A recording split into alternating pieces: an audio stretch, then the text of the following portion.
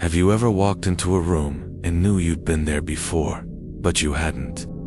Ever heard someone say something exactly how you dreamt it days ago?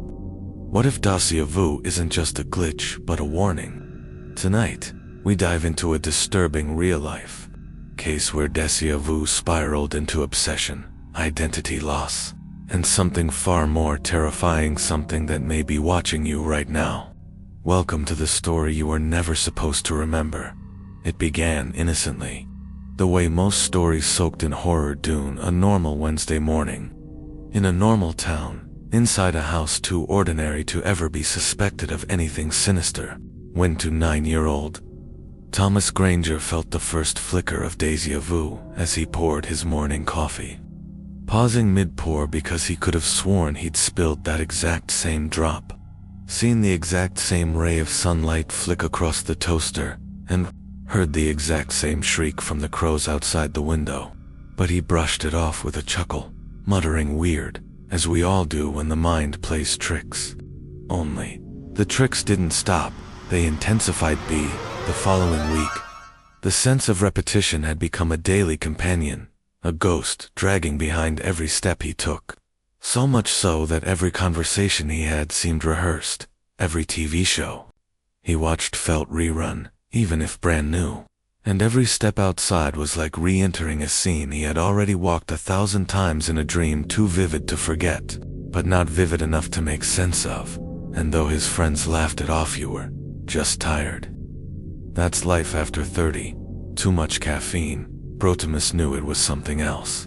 Something pressing against the veil of reality, with a persistence that felt less psychological and more supernatural. Soon, the familiarity mutated into dread, and dread into paranoia. Because he began predicting things with sickening accuracy. Glass would fall and shatter before anyone reached for it. A child would cry moments before the injury, even lottery. Numbers swam into his dreams and whispered themselves before he could reason with their logic.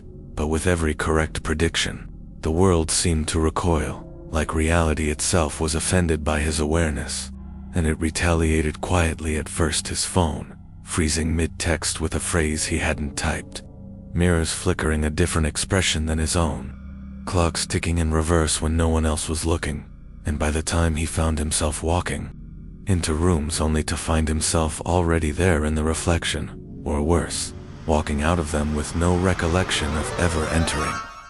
He knew this wasn't déjà vu. It was a rift, a fracture, and he was falling deeper into its mouth.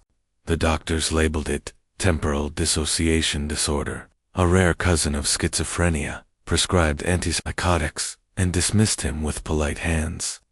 But Thomas had video proof, his security camera showing him entering his apartment 5 minutes before he actually arrived, whispering something to the air that sounded eerily like, "Don't trust the red door," though he had no memory of it. And when he showed his therapist, the video mysteriously corrupted mid-playback, leaving only static, and a single frozen frame of his face staring back, eyes pitch black, mouth open in a silent scream. By now, sleep became the enemy, for his dreams were no longer his were loops of pain, voices reciting memories he never had, corridors he never walked, yet could describe in obsessive detail, and people who called him by a different name, Eliasa, name he'd never heard before, yet it filled him with a hollow ache, like mourning a lost sibling you never knew you had.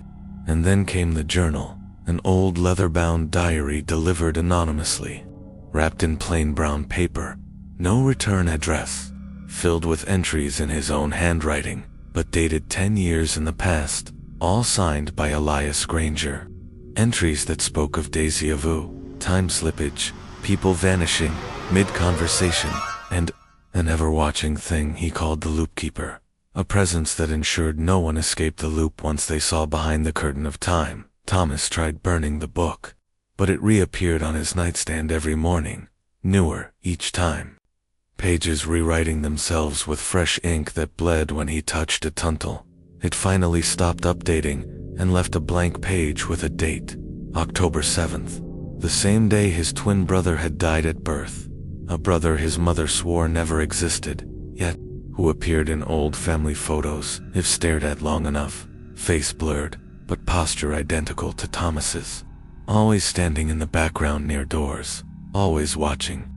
The descent quickened. Neighbors stopped recognizing him, calling him by other names. The postman asking how his trip back was, and even his boss insisting he already quit 2 weeks ago in person, despite Thomas never doing so. Then came the duplications. Seeing himself across the street at 3 a.m., watching from behind a tree, mouthing the words "don't open it," though no one else ever saw it. Reality began pulsing, folding in on itself, as doors led to places they shouldn't take. Grocery store aisle becoming a hospital hallway from his childhood. His apartment's closet opening to a long red corridor humming with static, and the shower water running black with the scent of old coins. The final straw was the woman in the diner, her eyes white as milk, who whispered, "You're the last Psychalius failed, and so will you," before collapsing, lifeless, and disappearing from every camera feed, as if she'd never existed.